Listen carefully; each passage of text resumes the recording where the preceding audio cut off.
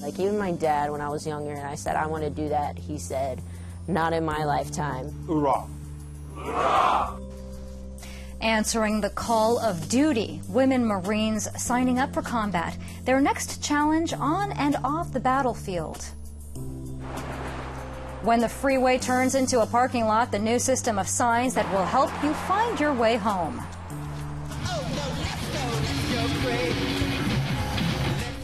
More than music royalty, remembering Prince, the revolutionary and the rogue, and the San Diego fans who will never forget the way he changed the world of music. This is Evening Edition on KPBS.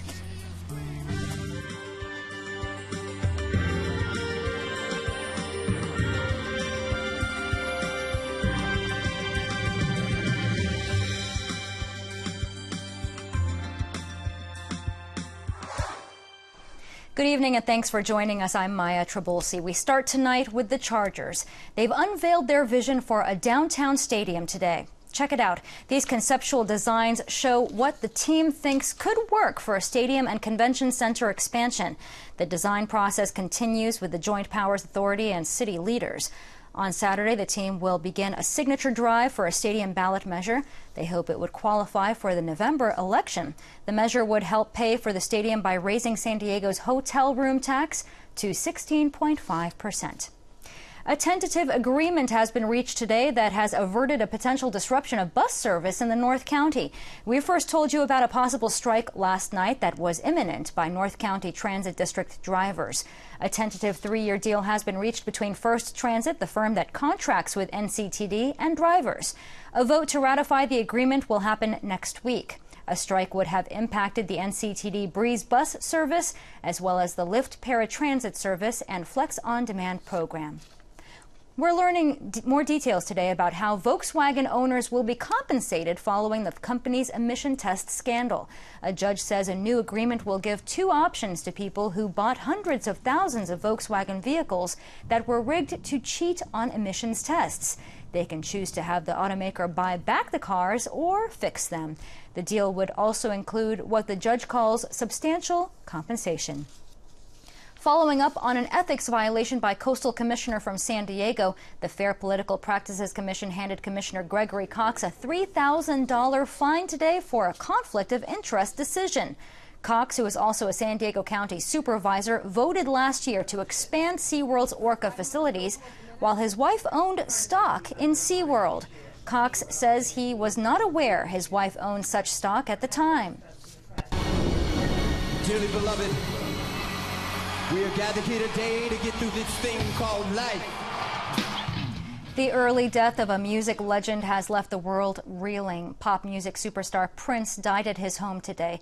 From Little Red Corvette to Purple Rain, the artist dared his critics to try and box him into a category. Associated Press reporter Matthew Burgoyne has more on his life and how he changed the music as we know it. Music superstar Prince has been found dead in his home in suburban Minneapolis. The 57-year-old singer, songwriter, and musician was one of the most iconic singers of his era, blending funk, blues, and rock into his distinctive sound. Born Prince Rogers Nelson, he was fiercely protective of his independence, famously battling his own record company over control of his material and even his own name. Last week, Prince's plane made an emergency landing and he was hospitalized. Prince's representative later said the singer had been battling a bad case of the flu. When Doves Cry. Prince's hits include Little Red Corvette, When Doves Cry, and Let's Go Crazy. He was inducted into the Rock and Roll Hall of Fame in 2004. Prince was 57 years old. Matthew Burgoyne, Associated Press. And we've learned that the lobby of the Hard Rock Hotel in San Diego's Gaslamp Quarter was lit in purple today in memory of musical icon Prince. The last San Diego performances by Prince took place at the hotel in 2013. Tonight, San Diego fans remember the man, the artist, and of course, his music. I've been listening to Prince basically all my life. My parents are huge Prince fans, so it's just kind of something, his music is something that I grew up with. My first exposure to him was when I was a military broadcaster with Armed Forces Radio in Tokyo in '79, and his single at the time was I Want to Be Your Lover, and that was like, you listen to it, it's just like, wow, this is something different. This is not your typical funk. My initial reaction, I was in class and I got a text from her actually, and I literally gasped like mid-lecture. I just went, because like it just caught me so off guard. No. Really? Really? He's 57 years old. He was young. Were you a fan? Yes, Purple Rain. Yes, I was a fan. I'm shocked. It was quite a shock. I'm still reeling from it. A couple of my sons are big fans of Prince, and I haven't talked to them yet. I'm almost afraid to talk to them about it because they're going to be pretty down today. In one of my classes, the teacher likes him so much that we started jamming to Prince, and everybody started dancing, and we didn't even study or anything. We were just like talking about Prince and dancing, playing his music. It's pretty sad, but pretty nice to celebrate his life. I am a huge Prince fan. I remember seeing him down at the Civic Center many years ago when I could go to a concert and stand and dance the whole concert. So yes, I am mourning Prince. I love Prince, and I'm just very heartbroken over that today. And our coverage continues on air on KPBS radio and online at kpbs.org. And you can share your memories of Prince and your favorite songs. We've heard a lot about the Pentagon's decision to admit women for the first time to frontline ground combat roles. At Camp Pendleton, KPBS reporter Susan Murphy introduces us to some of the first female Marines who are signing up for the war zone.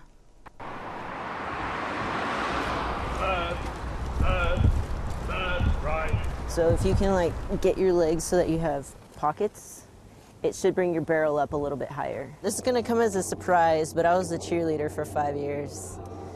Yeah, I was kind of the black sheep though of the squad. That's 22-year-old Corporal Angelique Preston from the San Francisco Bay Area. She became a Marine straight out of high school. I joined the Marine Corps because I wanted to do Marine things, like go to combat. Are you guys comfortable like that? Preston's inspiration? Her dad, an Army artillery officer who taught her to love howitzers and do battlefield crawls. Growing up and wanting to be in the Marine Corps and wanting to do artillery, people are like, well, you shouldn't do that because you're a female, you're a woman. Why?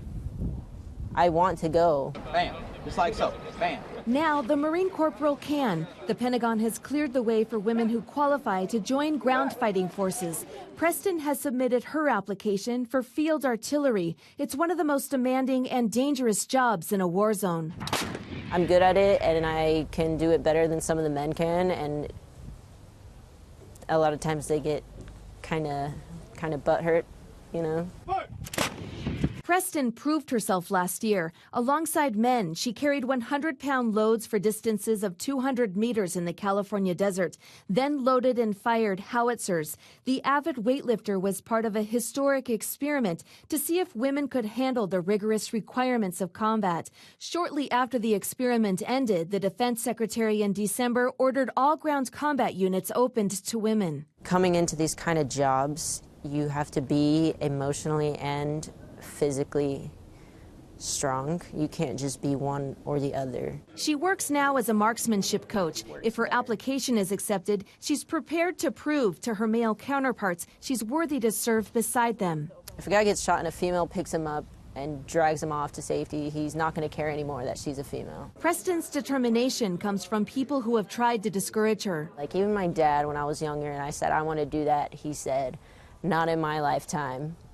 And so, like, I think part of my drive comes from me just being defiant. Besides Preston, a couple hundred other women are eligible for the newly opened jobs. They've completed infantry or other ground combat schools, but few have applied. Before women like Preston are integrated into combat forces, more female leaders need to be put in roles where they can lead by example and serve as mentors. One of them is Captain Brittany Boucher. When it came out in December, I immediately went to my commanding officer and said, I want the opportunity to be a tracker. The Naval Academy graduate and triathlete from San Antonio, Texas, wants to be an amphibious assault vehicle officer, commanding personnel carriers that swim out of Navy ships and onto invasion beaches. So they're going in and they're clearing the enemy left, right, forward, behind, dropping the infantry off in a safe position, and then setting up security. She's eager to lead a ground combat platoon and enforce physical standards for men and women. If I were to be one of the first combat arms females, I mean, it's my standard and my internal challenge to be the most effective officer that I can be. The 26-year-old blazed a similar trail in 2013, where I had a platoon of roughly 50 Marines, and they were all male. Her year-long role as motor vehicle platoon commander was part of an initial trial to bring women leadership into combat units. Never had one issue while I was there, not one. I took him out for a run. I went out PT'd with them. It's the communication piece of getting down and really knowing your Marines, and if you show that you care, regardless male, female type, you'll gain their acceptance and you'll gain their respect. Boucher says if her application is accepted, she could begin an extensive 10-week training as early as June, followed by a deployment soon after. There will be challenges, and I think everybody knows that. That's why Navy Secretary Ray Mabus says the process will be gradual. He recently talked to 1,200 entry-level Marines at Camp Pendleton School of Infantry about his plan for screening and training Marines for the battlefield jobs. His message, a more diverse force is a stronger force. We don't want everybody to come from the same background. We don't want everybody to have had the same experiences. That makes us weaker. What makes us stronger is more diversity of thought, more diversity of experience. In coming months, as more women apply and qualify like Preston and Boucher, they'll begin training alongside men and then be assigned to the artillery, infantry, and armor positions. Hoorah! Hoorah! Susan Murphy, KPBS News. And KPBS video journalist Nick McVicker helped produce that story. Support for military coverage is provided by the Patriots Connection, a program of the Rancho Santa Fe Foundation. It was once one of San Diego's toughest commutes, but new improvements like widening the expressway along Interstate 15 have started to ease the congestion caused by the volume of commuters. But that did little to improve traffic caused by freeway incidents. Now, a new management system will provide choices when the freeway becomes a parking lot. Sandag is turning to technology to help make transportation more efficient. A new system was activated on Thursday that will guide drivers who use the 511 app around major incidents when they happen.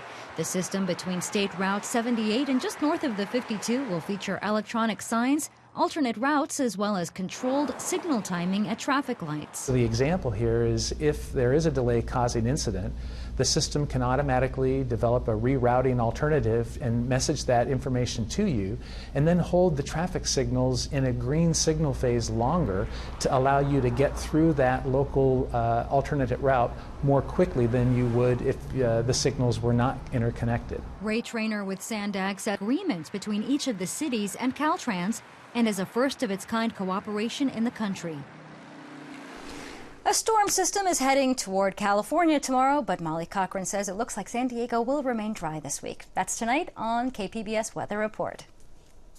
Well, the next storm system going to be setting its sights across the Pac Northwest. We can already see some cloud cover starting to creep into our area, mainly off to the San Francisco Bay Area. Across San Diego County, still looking clear for the overnight hours, and will stay that way as we come into our Friday. So increase in cloud cover farther off to our north, but to the south, things are looking clear and quiet for the overnight hours. Here's a look at the past 6 hours. Really not too much to showcase under a mainly clear sky for the rest of tonight.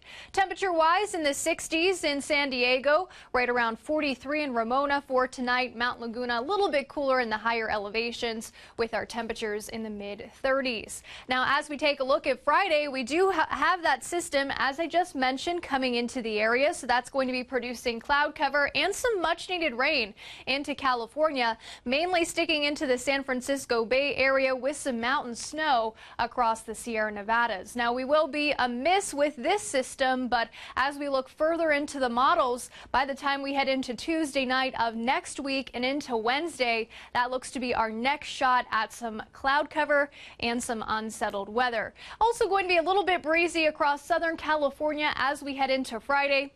Here's a closer look of our extended forecast. We'll be starting Friday morning off with some fog. So if you have to wake up early, maybe head back to work. Just want to be mindful of that. Also a little bit more cloud cover to start things off into the early afternoon hours. Temperatures in the lower 70s. Partly sunny skies coming up for the start of our weekend. Also going to be very pleasant for Sunday. Some of that sunshine hangs on into Monday and Tuesday. By Tuesday night, though, we are expecting an increase in cloud cover. Farther inland, pretty similar setup here. Some fog to start things off Friday morning. Some sunshine for the upcoming weekend, and temperatures going to be in the lower 70s, feeling pretty comfortable and nice across the mountains. We'll also expect that sunshine out for Saturday and Sunday. Winds going to be picking up for Monday, and notice we're cooler with our daytime high falling back into the 50s.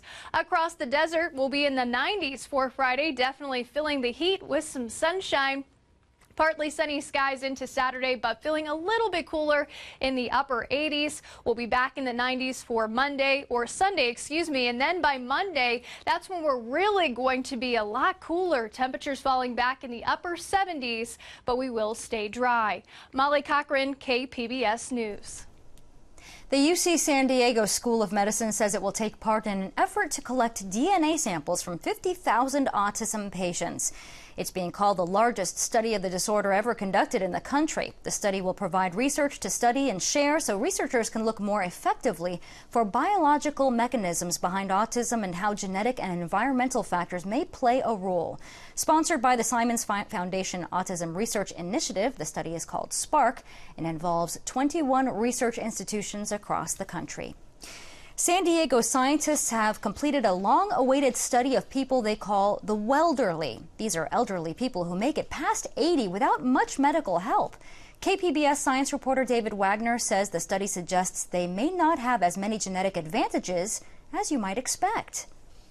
Yep, that's where I grew up. That's my dad. You don't necessarily need to win the genetic lottery to live into your 80s with your health intact. That's one of the conclusions from a new study conducted by researchers at the Scripps Translational Science Institute in La Jolla. Next month I'll be 91. I'm 90 now. John Rawlings is a San Diegan who had his genome sequenced for the study. He says he continues to live an active lifestyle. I play softball 3 days a week, and then the other 3 days I go to the gym.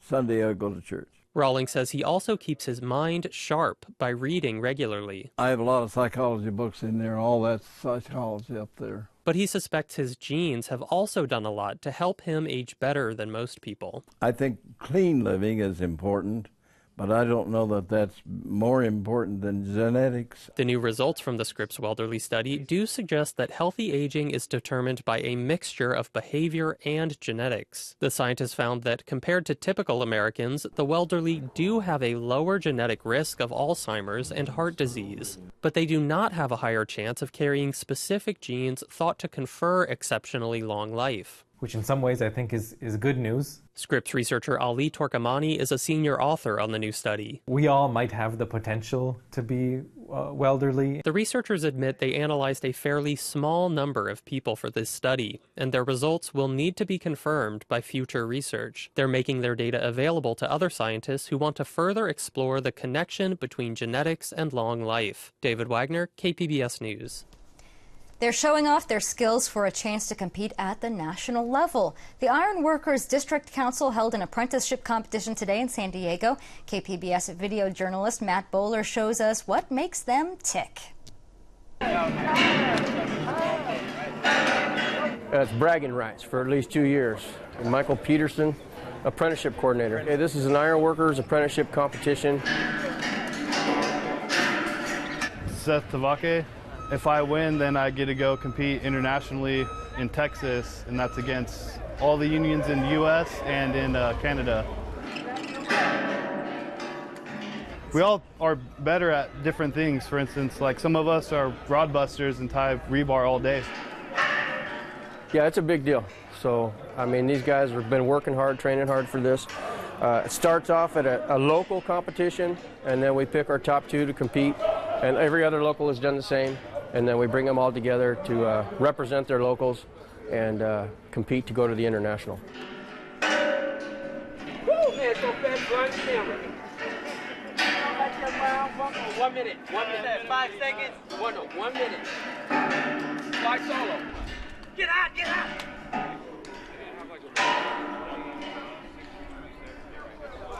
Coming up for the National Spelling Bee, harder words and longer championship rounds.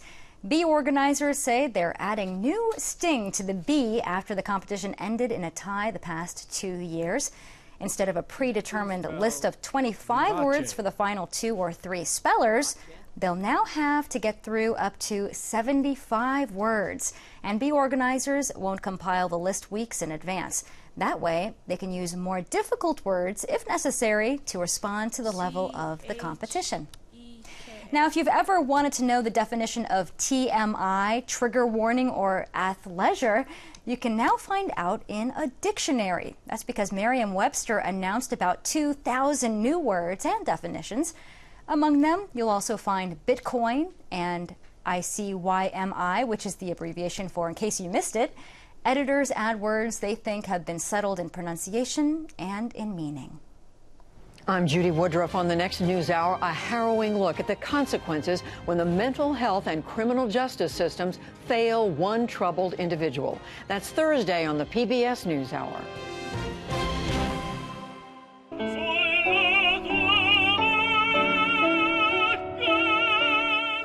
Absolutely beautiful. Singers from Madame Butterfly belted out beautiful ballads today. Artists treated the lunch crowd to a free concert outside the San Diego Civic Theater. It's all part of the Opera on the Concourse series by the San Diego Opera. Back on track after a long delay, Solar Impulse departed today from Hawaii to resume its trip around the world. Technical damages forced the solar plane to stay on the island since July. The aircraft started its journey in March 2015 from Abu Dhabi, but is headed to the Golden State next. It's burning brightly tonight. The Olympic flame is now making its way to Rio de Janeiro. Actresses dressed as priestesses helped light the torch today at the birthplace of the ancient games in Greece. This marks the start of a 15-week journey ending in August for the opening ceremony of the Summer Games. Now, after a brief stopover in Switzerland, the flame will start its travels through Brazil on May 3rd. After an absence of nearly a century, rugby is returning to the Olympics. As Associated Press reporter Haven Daly explains, this sport is a scaled-down version with shorter matches and faster action.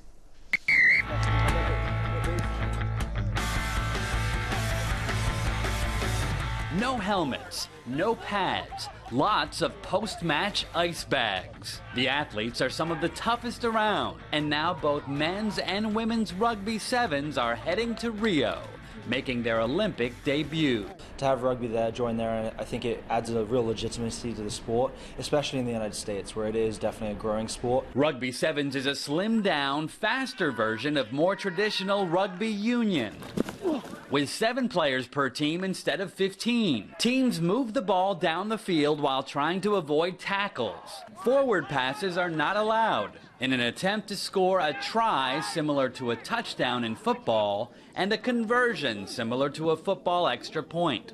You could say the U.S. rugby team is the defending Olympic champion, sort of. The last time the 15-player version of the sport was played in the Olympics, the U.S. won gold way back in 1924. Straight up, Mark.